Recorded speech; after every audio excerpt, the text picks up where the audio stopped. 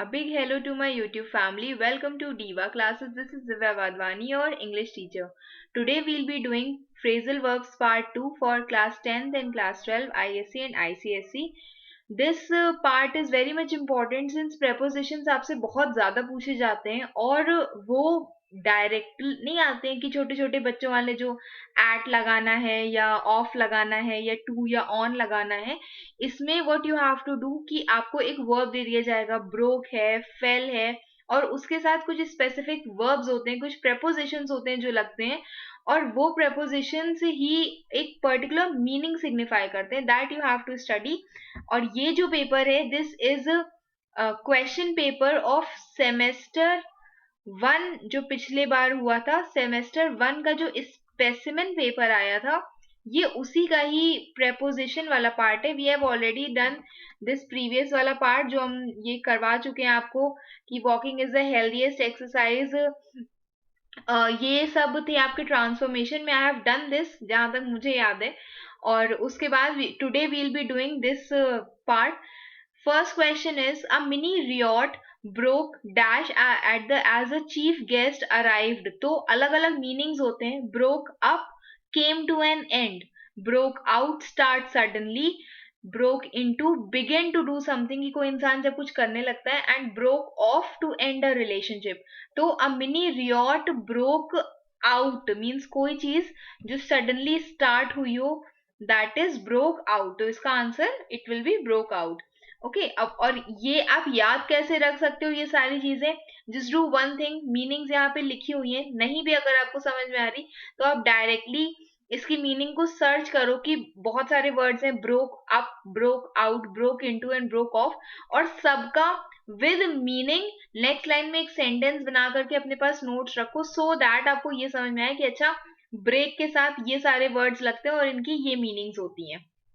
Next part, Sam's house was broken dash last evening. तो it will be written as broken into last evening. Into last evening in the sense कि कोई इंसान था, जैसे यहाँ पे लिखा हुआ है broken into means someone, some sort of theft, thief has come there. कुछ चोरी हुई थी यहाँ पर. तो Sam's house was broken into last evening. broken up नहीं, broken off नहीं और badly भी नहीं. Then next part is I used to have, थोड़ा सा इसको हम bigger कर दें so that it can be seen easily. I used to have a good job but then I was dash. तो यहाँ पर क्या होगा? It will be put aside, ignore नहीं. I was laid off. Okay, laid off मतलब हमको वहां से dismiss कर दिया गया था या निकाल दिया गया था. पुट ऑफ किसी चीज को रोकना या डीले करना या किसी इंसान को कोई काम करने से रोकना. एंड रिमूव्ड ऑफ एक जगह या एक पोजीशन से दूसरी जगह पर शिफ्ट होना. तो the answer will be I used to have a good job but then I was laid off. Then next question is I need to dash my phrasal verbs. I need to put on. Put on means किसी चीज को पहनना, जैसे कपड़े clothes होते हैं, to put on the cloth. Then to work on, yes, this will be the answer that you have to work on something कि to improve something हमको उस चीज पर काम करना है. To keep on, continue, to hold on, wait, और किसी चीज को hold करना, grasp करना, पकड़ना. Then next fifth part is you are expected to dash your homework if you want to escape punishment. Now break in हमने पहले बताया था कि किसी को, जैसे सपोज करो कोई किसी के घर में घुस जाए, is known as break in. तो here it will be to turn in. turn in का क्या मतलब होता है? to produce or achieve a good score. to check in. Check in होता है जब आप कहीं जैसे होटल रूम में जा रहे हो तो चेक इन कर रहे हो कहीं पर, या एयरपोर्ट पे चेक इन कर रहे हो. और लॉक इन होता है कि कहीं पर किसी को बंद कर देना. कुछ चीजों के तो डायरेक्टली मीनिंग्स आप समझ ही सकते हो. ओके, तो it will be turn in ही इसका answer as far as I know. You can search it and आप खुद भी इस पर ढूंढ सकते हो इसको. The police took him dash for more questioning. Took off उड़ना, जैसे प्लेन होता है takes off. Then took in, take hold of something. Took over किसी चीज को रिप्लेस करना.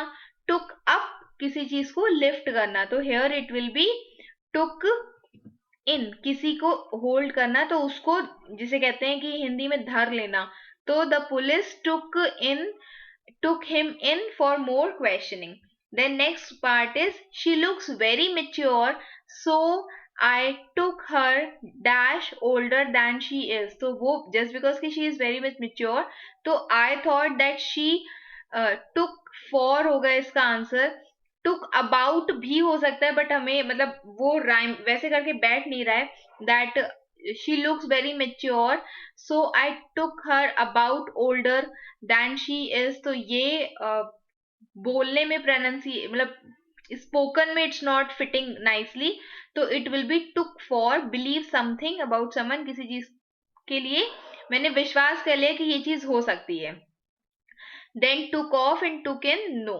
देन और ये जो मीनिंग्स हमने नहीं लिखे ये इसलिए लिखा है since I was not sure कि यही इसका मीनिंग होगा, तो please don't be confused. Then next is the fantastic dinner more than made dash for the poor room service, कि poor room service को ढक लेने के लिए जो डिनर था उसने काफी ज्यादा काम कर दिया। ओके, तो it will be made after, made out, it will be made of और मेड अप, तो it will be made up. Made up means किसी चीज को कवर कर लेना, कि एक गलती से के कारण जो एक गलती को कवर करने के लिए हम कोई अच्छी चीज कर देते हैं। तो the fantastic dinner has was made up का क्या मतलब होता है? To wearing makeup, to painted और पाउडर, तो किसी गलती के ऊपर हमने क्या किया, अच्छा खाना बना करके पाउडर छिड़क दिया। तो the fantastic dinner more than made up for the poor room service, और मेड ऑफ कॉट हीडेड, या किसी चीज को समझ लेना, अंडरस्टूड कर लेना। Next is they ran dash petrol on the highway, कुछ they ran out of petrol, मतलब जाहिर सी बात है कोई चीज खत्म हो जाना, तो ये बहुत ही सिंपल सा वर्ब है, तो it will be they ran out of petrol on the highway. Then और प्लीज प्रैक्टिस इट, क्योंकि ये बहुत सारे होते हैं, बहुत सारे होते हैं, हम अगर इसके 10 वीडियोस बना देंगे तो भी बहुत कम होते हैं, तो जितना एटलीस्ट करवाया जा रहा है that much you can do. Next part is if you can not come we will have to do, it will be, देखो लुक आफ्टर नहीं, it will be do without you, आपके बिना ही हम उसको मैनेज कर लेंगे। टेक ऑन होता है किसी चीज, एंगेज एन एम्प्लॉय, किसी पर काम करना, वर्क करना। लुक आफ्टर होता है केयर करना। Go around means you know, आप उससे डायरेक्टली लिटरल मीनिंग उसका निकाल सकते हो, तो it will B if you can't come, अगर आप नहीं आ सकते तो हम लोग आपके बिना ही मैनेज कर लेंगे। Then next is when he saw the bear he dash in fear, he backed up, किसी चीज को सपोर्ट करना है, सर्टिफाई करना। ही बैक्ड अवे, तो it will be backed away something, जब आपने बियर को देखा, जब उसने बियर को देखा तो वो थोड़ा पीछे हो गया। Then backed down, withdraw a claim, नहीं। Then one of the wolves dash from the pack, तो इट विल बी, इस मीनिंग इसकी देख लो, broke down, cease to function, नहीं। Broke in, entry to building. Broke away, it can be the answer that एक wolf, one of the wolf was broke away from the group, वो अपने group से हटके कहीं चला गया था। Then only 15 till 15 are there. Next is the game was dashed because of bad weather, तो ये आपने बहुत ज्यादा क्रिकेट में देखा होगा या कहीं पर भी, that the game was called off because of bad weather, called over to request, to come, to cancel, to called in, enlist for help and called up, किसी को बुलाना, तो it will be called off. Then next is our plans to go to Tokyo dash because we could not get a visa, fell out, became detached, no. Fell through, to fail or stop suddenly, it could be fell in, एक take one's place in line, या फिर fell over, fall to the ground, तो this could be the answer that our plans to go to Tokyo fell through because we could not get a visa.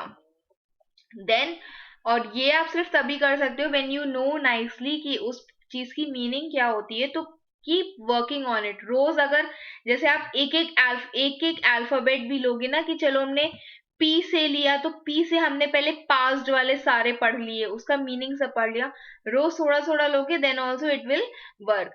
Her uncle dash yesterday after a short illness, तो it will be passed away yesterday, passed over, no, passed out, can be unconscious, ये हो सकता है। passed out means थोड़ा सा एक पल के लिए अनकॉन्शियस हो जाना, and passed on to give something to someone. I hope you have understood this much. ये 15 ही थे। इसके बाद we'll be doing more practice of more of the exercises now, since hardly 1 month is left for your exams. So whatever queries you have, you can ask me, you can mention it in the comment box. अब जितने भी चीजों में आपको problems हो रही हैं, whatever I can do for you all, I will do. Okay, keep preparing, keep reading the PDFs that I have sent on Telegram, and keep, मतलब बार बार 10 बार मेरे वीडियोस देखने से ज्यादा बेटर है कि आप उस चीज पर खुद लिख करके प्रैक्टिस करो until you will write. See, English language is a kind of paper, and even literature is very scoring. Language is a kind of paper जिसमें आपकी खुद की मेहनत बहुत ज्यादा होनी चाहिए. Yes, of course, you need some teacher to correct you. तो अगर आपको हमको कुछ भेजना है, you can send it to me on Instagram or somewhere. Whatever you have written, I will check it, I will respond to you. So keep preparing, give your best, and best wishes for your exam. Thank you.